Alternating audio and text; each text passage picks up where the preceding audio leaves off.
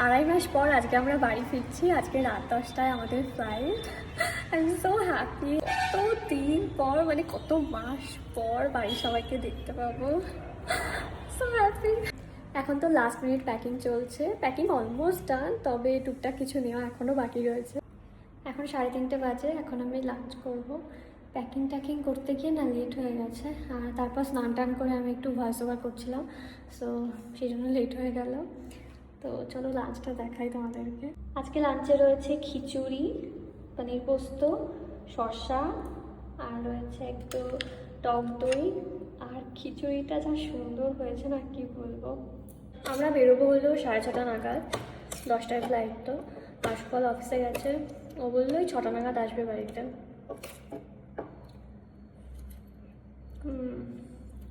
খিচুড়িটা সুন্দর হয়েছে, আমি করিনি কিন্তু, রান্নারান্নি করেছে, অসম হয়েছে। খেতে খেতে আমার মনে পড়লো যে আমি পাঁপড় শেখতে ভুলে গেছি, খিচুড়ির সাথে পাঁপড় খাবো।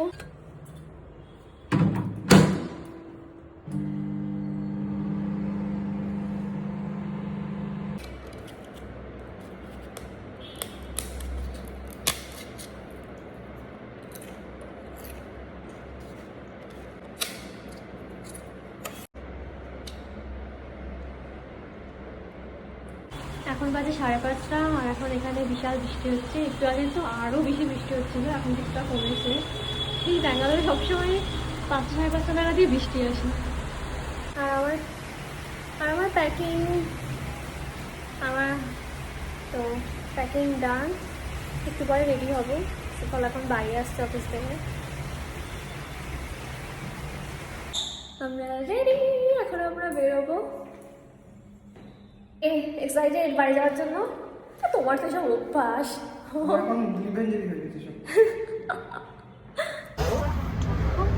আমরা ক্যাবে উঠে পড়েছি, এখন 6:30 বাজে, আমাদের 10:22-এ ফ্লাইট। ওয়েদারটা বেশ ভালো আছে, একটু আগে বৃষ্টি হয়েছে না।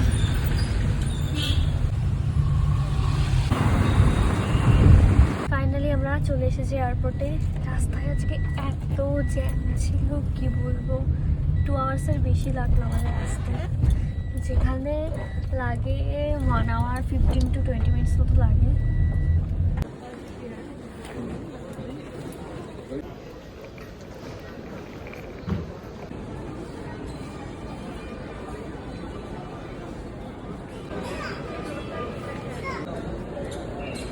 এখন বাজে হলো 9:16, আমাদের চেক ইন কমপ্লিট।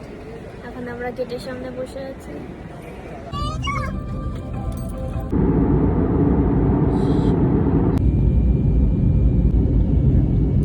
চলে এসছি আমরা কলকাতা।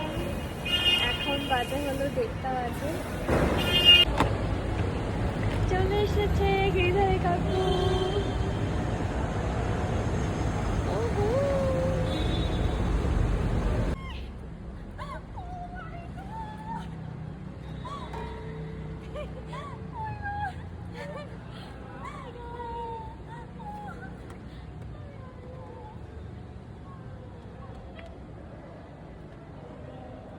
দেখতে পাচ্ছি ওটা, this is for you guys.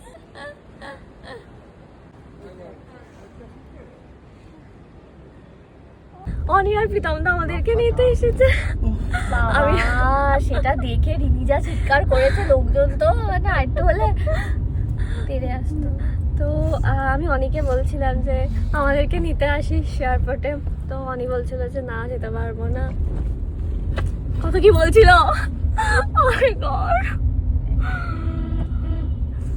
এখন আমরা যাচ্ছি বনগাঁতে। বোন আছো বেকাল না? খুব ভালো,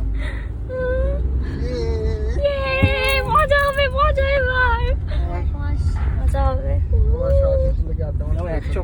দেখলাম এক চোখ খোলা রেখেছে আর এক চোখ ভিডিও করছে। প্রীতমদা এখন চোখে ঘুম।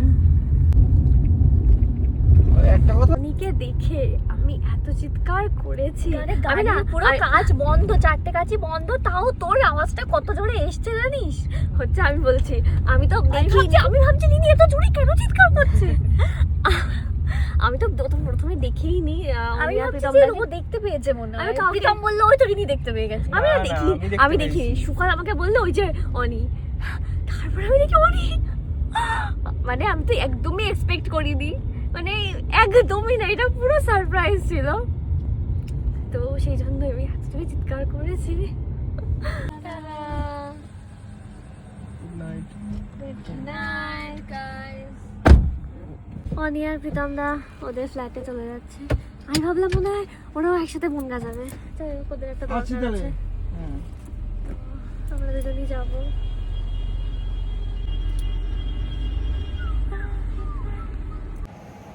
এখন 3:30 বাজে, একটু আগে জাস্ট উঠলাম অ্যান্ড আমার এখন যা ঘুম পাচ্ছে কি আর বলবো।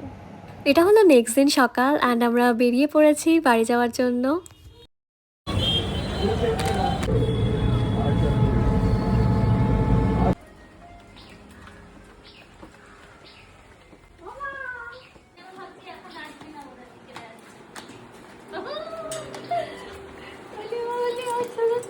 ভালো আছে তো? বল ভালো আছে তো? আমার এত কিছু কেন?